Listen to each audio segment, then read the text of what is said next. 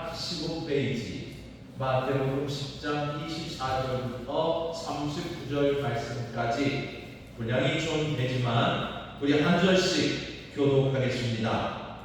제자가 그 선생보다 또는 종이 그 상전보다 높지 못하나니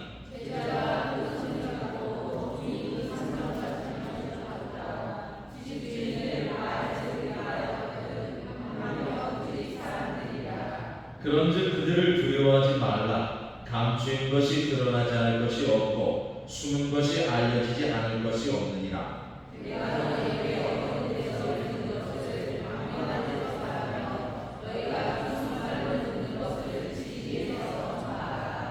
몸은 죽여도 영혼은 능히 죽이지 못하는 자들을 두려워하지 말고 오직 몸과 영혼을 능히 지옥에 멸하실 수 있는 이를 두려워하라.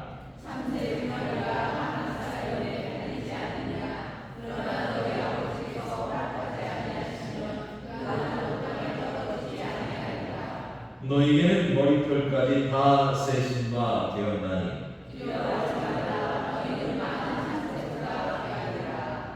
누구든지 사람 앞에서 나를 시인하면 나도 하늘에 계신 내 아버지 앞에서 그를 시인할 것이요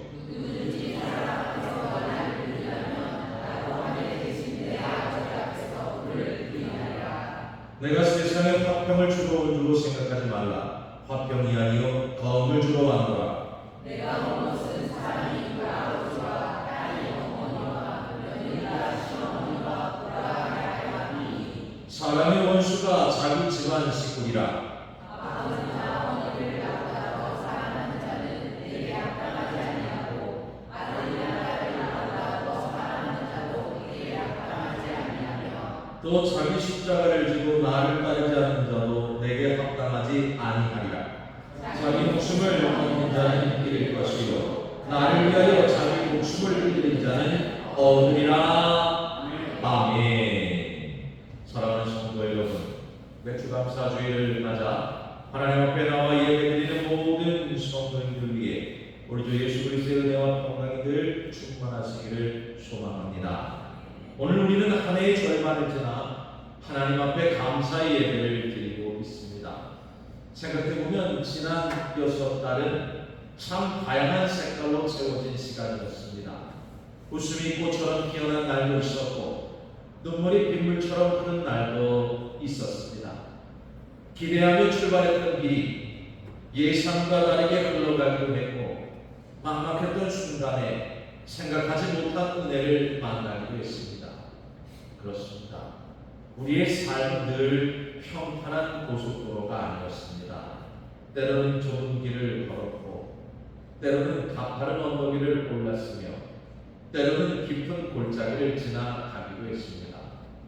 그러나 뒤돌아보니 그 모든 길 위에는 하나님의 선명한 발자국이 남아 있었습니다.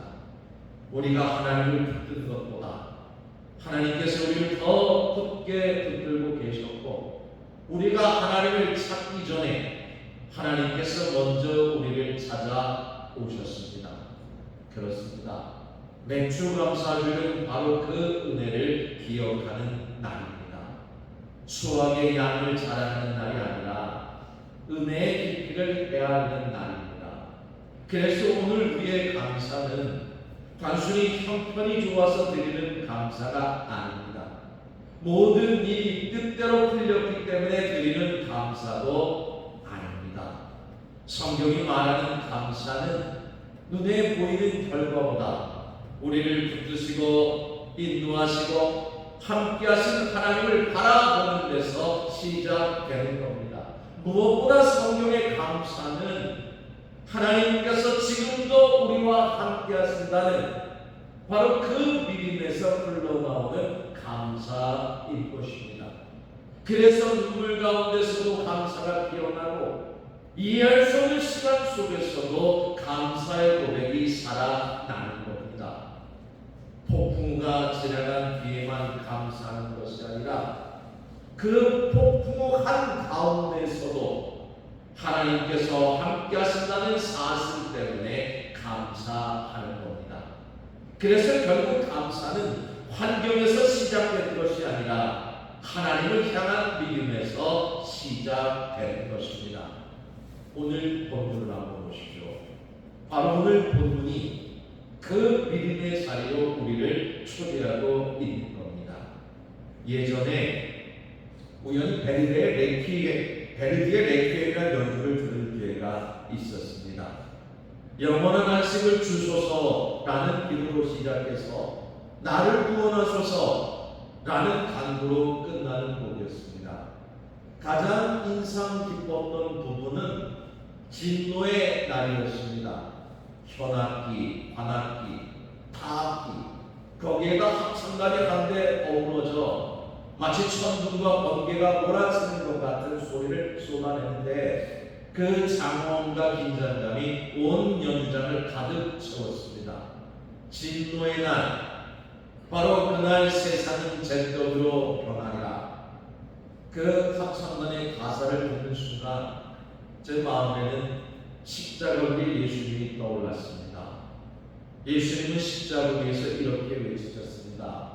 나의 하나님, 나의 하나님, 어찌하여 나를 버리셨습니까? 겟세마네 동산에서 예수님은 내 마음이 심히 고민하여 죽게 되었다고 말씀하셨습니다. 하나님의 아들이신 예수님께서도 바로 인간의 가장 깊은 고통과 두려움 속으로 들어가신 겁니다. 십자가, 그 길은 외롭고 힘든 길이었습니다. 우리 예수님의 삶은 처음부터 세상이 말하는 성공의 길이 아니었습니다. 권력을 가지신 것도 아니고 재물을 모으신 것도 아니며 세상의 박수를 받으며 사신 것도 아니었습니다. 아니, 오히려 오해를 받으셨고 미움을 받으셨으며 결국 십자가를 지셨습니다. 세상 기준으로 보면 우리 예수님의 삶은 화려한 성공담이 아니라 순종과 희생의 이야기처럼 보여집니다. 그리고 예수님의 제자들도 이 길 앞에서 흔들렸고 초대교회 성도들도 같은 두려움 앞에 서 있었습니다. 마태복음 10장에 보면 예수님은 제자들을 세상에 보내시면서 내가 너희를 보내니 양을 이리 가운데 보낸 것 같다라고 말씀하셨습니다. 예수님은 꽃길을 약속하지 않으셨습니다. 미움받을 거라, 박해받을 거라 말씀하셨으며 십자가를 지고 따라오라고 말씀하셨습니다. 그런데 초대교회 성도들 보십시오. 그 소리를 듣고도 그들은 믿음을 포기하지 않았습니다. 그들은 예수님의 길이 단지 편안한 길이 아니라, 예수님이 단지 편안한 삶을 주시는 분이 아니라 생명의 길을 주시는 분이라는 사실을 알았습니다. 저 십자가가 끝이 아니며 고난이 마지막이 아니고 그 죽음 너머에 부활이 있다는 사실을 믿었던 겁니다.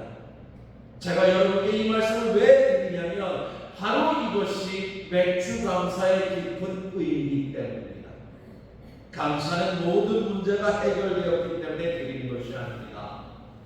감사는 지난 반년 동안 하나님께서 우리를 붙드시고 인도하셨다는 사실을 믿기 때문에 드리는 겁니다.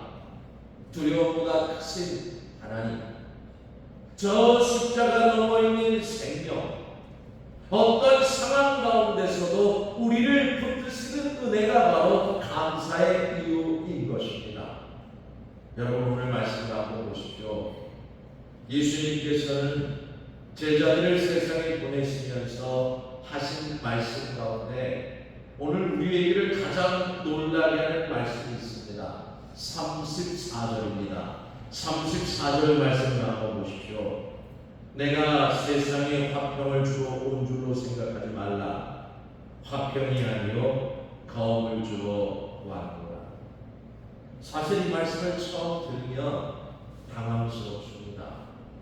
우리는 예수님께서 평화의 왕으로 오셨다고 알고 있습니다. 예수님은 늘 말씀하셨습니다. 원수를 사랑하라. 박해하는 자를 위하여 기도하라. 그렇게 말씀하셨습니다.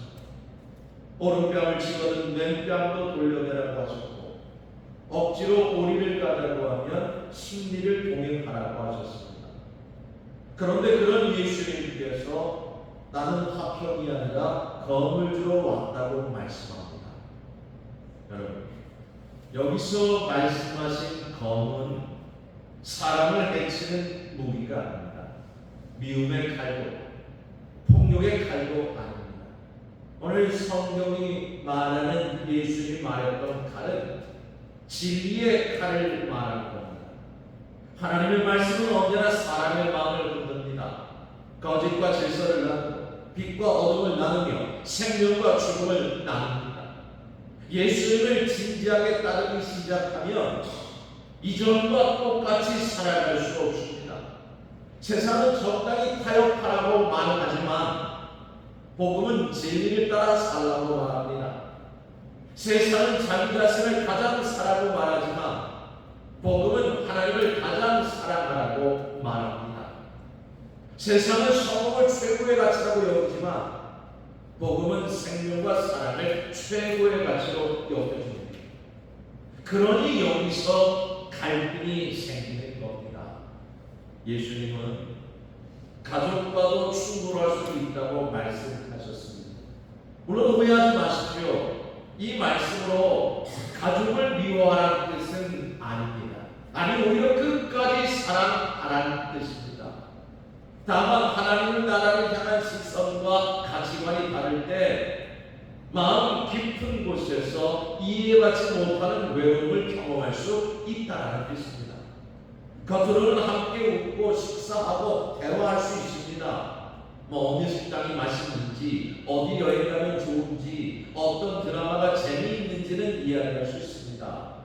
하지만 인생의 마지막 문제, 죽음 이후의 문제, 하나님 나라의 문제, 영원한 생명의 문제를 함께 나누지 못할 때 사람은 깊은 외로움을 경험하게 됩니다. 이 외로움은 예수님도 경험하셨습니다.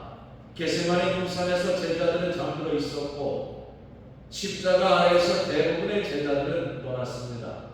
이는 초대교회 성도들도 마찬가지였습니다. 유대 회당에서 쫓겨났고 로마 제국의 박해를 받았습니다. 그들은 세상 속에서 마치 낯선 사람처럼 살아야만 했습니다. 그리고 오늘 우리도 비슷한 시대를 살아갑니다.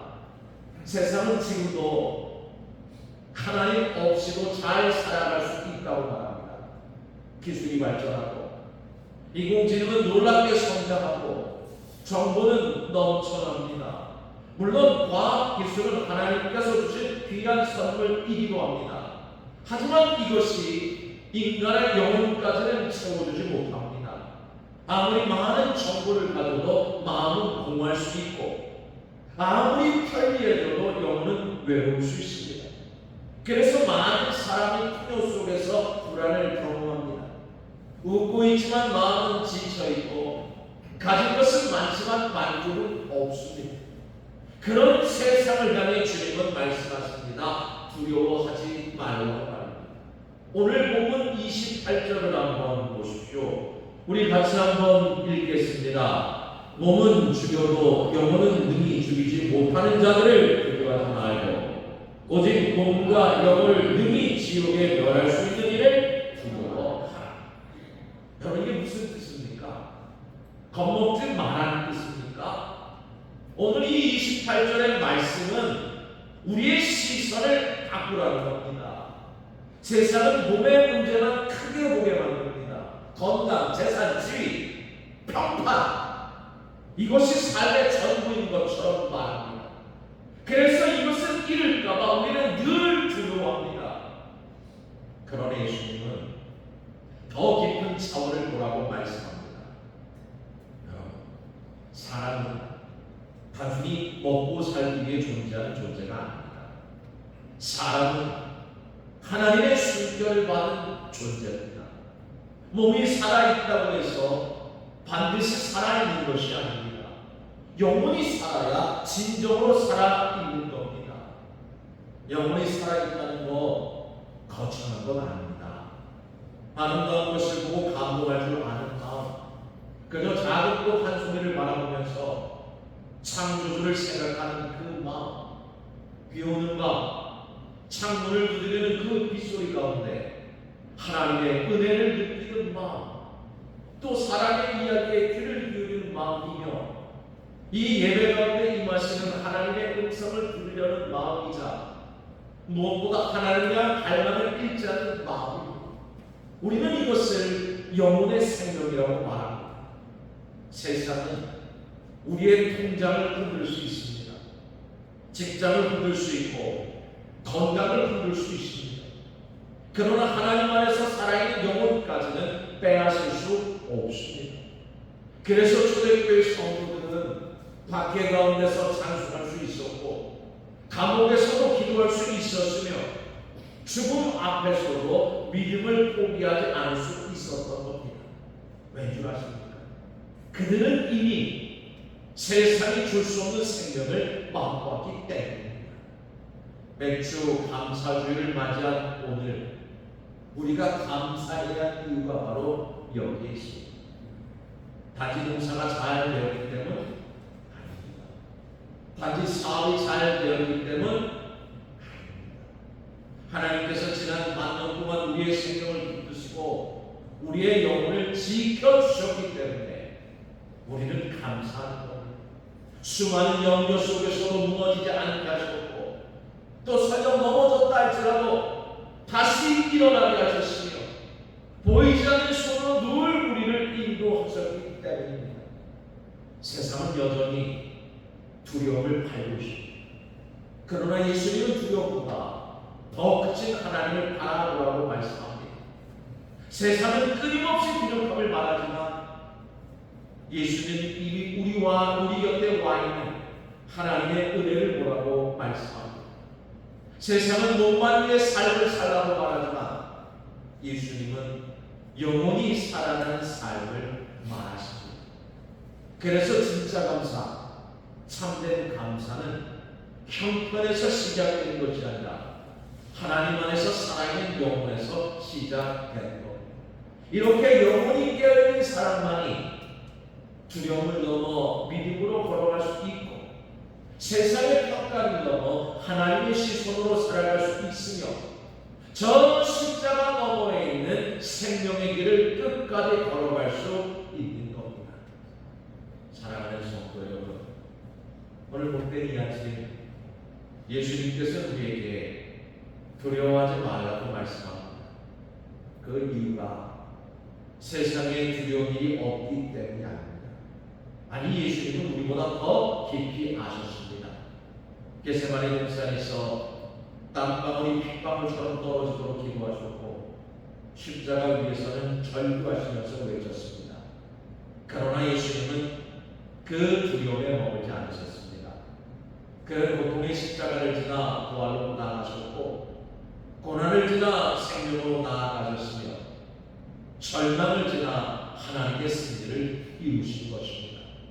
오늘 본문이 우리에게 전하는 복음도 바로 이겁니다. 세상은 끊임없이 우리를 불안하게 만들 겁니다.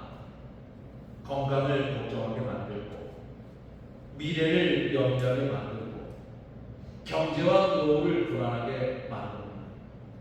예수님은 그런 세상 가운데 두려워하지 말라 말씀합니다. 왜냐하면 우리의 삶은 세상이 붙들고 있는 것이 아니라 바로 하나님 손 안에 있기 때문입니다. 몸 늙어갈 수 있고 환경 흔들릴 수 있습니다. 세상 평가 언제든 달라질 수 있습니다. 하지만 하나님 주시는 생명은 흔들리지 않습니다. 그래서 성도의 삶은 단순히 오래 사는 삶이 아니라 깊이 있게 사는 삶이고 많이 소유하는 삶이 아니라 하나님 안에서 풍성해지는 삶인 줄 믿습니다.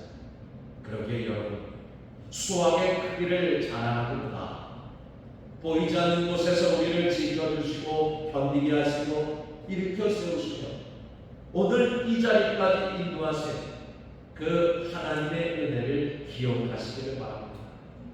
생각해보면 이미 우리는 많은 것을 받았습니다. 이렇게 숨쉬고 이렇게 예배하고 하나님을 아버지라고 부르며 십자가 은혜를 알고 있습니다. 이것보다 더 큰 은혜, 더 큰 기적이 어디 있겠습니까? 그렇다면 여러분, 남은 한 해를 두려움보다 감사로 살아가십시오. 세상 속의 마음을 가기보다 하나님의 음성의 귀를 기울이십시오.